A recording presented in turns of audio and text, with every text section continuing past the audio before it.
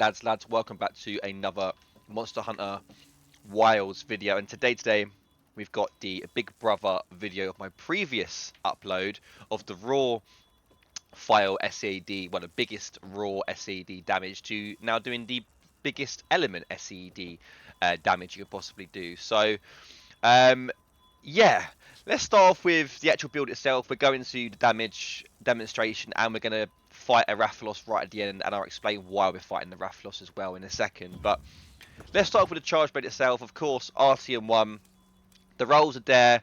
The production bonus, it doesn't matter what you go for. I actually tried this whatever I could with, as much as I could to get with Dragon Element. So that's why I ended up with two affinity and 1 attack for the production bonus. Put it this way, I actually ran trying to get the Dragon one over about 40 times, and about, I don't know, over 100 rolls for all the other elements combined, and I still couldn't get element boost 4+. So this is the best I could get for Dragon, and we need Dragon because the build is all around Dragon, and I'll explain that in a second. But that's what I've got. Of course, if you've got element boost ×4, or if it is even possible ×5, you will obviously get more element damage. But I will say we do hit the element cap for certain parts of certain hunts. So to be honest with you, as long as you've got 3 element boost, you're still going to get a lot of damage. So that's that. The actual build itself, I'll let you copy and paste these skills, but the main things we're going to be looking at is Dragon attack. Obviously, of course, the load shells for easeability of files, and convert element, coalescence, and element absorption. They're going to be our main damage multipliers with the Dragon attack. See, if we could have critical element here, it would actually be more damage, but because critical element is actually bugged, we can't do that at the moment. And if you don't believe me, put critical element on and do files, do a SAED with and without critical element. You will see there is absolutely no difference. So it's bugged at the moment. This is why we haven't got critical element. I'm not going to show a demonstration because you guys can do it yourself, and it is bugged. So that's that. With the convert element, I'll explain to you why we're choosing that and why we're going for the other things as well. So element absorption real quickly first. After taking element damage, so anything element based, that could be blight, anything element, so dragon, ice, water, fire, thunder. After taking element damage, grants you element effects. We've got element absorption 3, so increase element attack and resistance by 8. I'm not too sure how much element attack you get, but it does give it a huge boost. I haven't looked into the numbers, but we've done it because we want to maximize element, and this is literally one of the few skills which allow you to boost element. So that's that at level 3.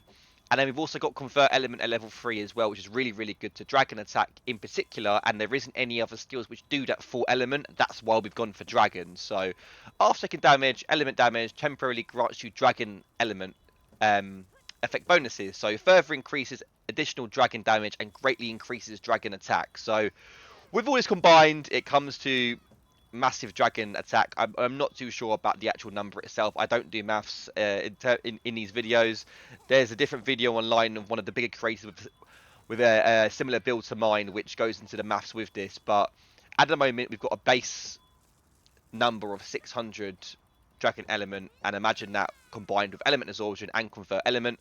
I wanted to quickly add as well, we've got coalescence here as well in these gem slots. I would recommend running that just because temporarily increase element attack again, power and status effects after recovering from the blights, which we get after we've recovered from the frenzy from gore. So that's why we've got coalescence 3. So that's the most element perks I can get in the build.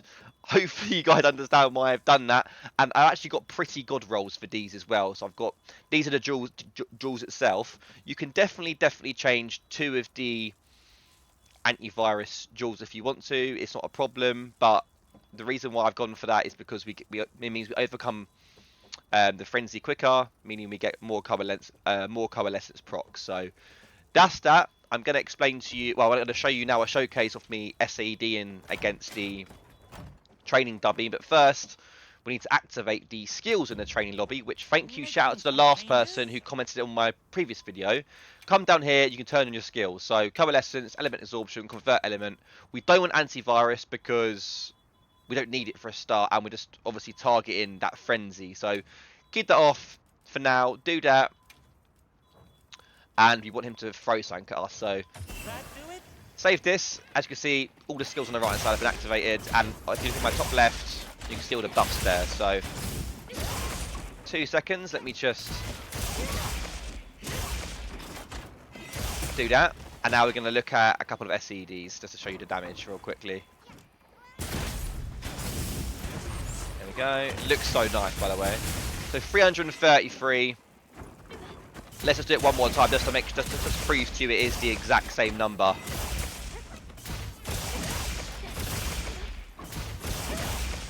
Or it might be less because coalescence is just deep rock. So let's just see what it says.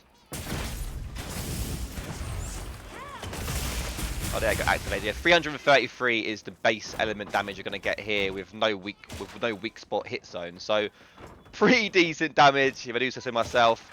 That's that. What we're going to do now is I'm going to throw you into a Rathalos run about a quarter of the way through the hunt, because right at the beginning I couldn't get to stay on the floor without using a flash bomb. So that's that. It's a really good representation of how much damage you can do in good element hit zones. Also, it allows me to proc convert element and convert element and of course element absorption, and of course it has dragon, so that's why it allows me to do that in the first place. Plus, if you look on the wiki over here, I needed a monster which was dragon, and of course is weak to dragon. That left Arcfield and realistically Rathalos. Rathian was okay, but the hit zone seems to be better on Rathalos. That's why I've gone for it. But as you can see, it's really weak to dragon, and you're going to see in the video how much damage it does do with the dragon element. So yeah, I do apologise, guys. My throat is actually killing me today. I've been at work all day, and as you can hear, my voice is croaking, and yeah, I don't feel too well, to be honest. But yeah, that's the build. If you like the content, please do leave it a like. I'm really trying to get as many views as I can to try and obviously enhance this channel, and at the moment I'm doing you know what, pretty damn well, so I really appreciate you guys so far. And of course, if you are new, definitely consider subscribing. I upload weekly, and yeah, that's about it. Without further ado,